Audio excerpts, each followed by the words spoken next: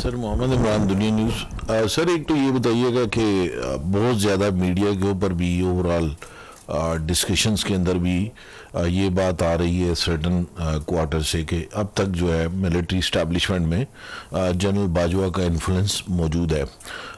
ख़ुसूसी तौर पे जो सोशल मीडिया के हवाले से जो मुख्तलिफ क्रैकडाउन्स ये वो उस हवाले से उसको मद्देनज़र रखते हुए ये बात कही जाती है, तो इसके ऊपर ज़रा आप कमेंट कर दें सर।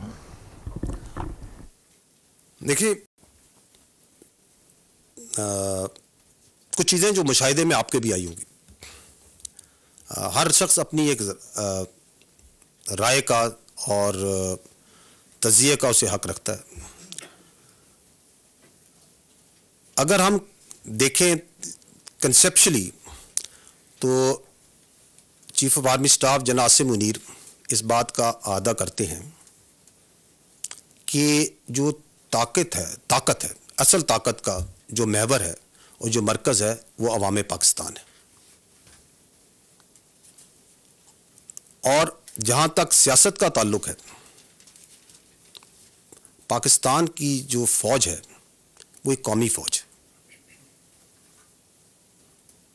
हमारे लिए तमाम सियासतदान और तमाम सियासी जमातें काबिल एहतराम हैं।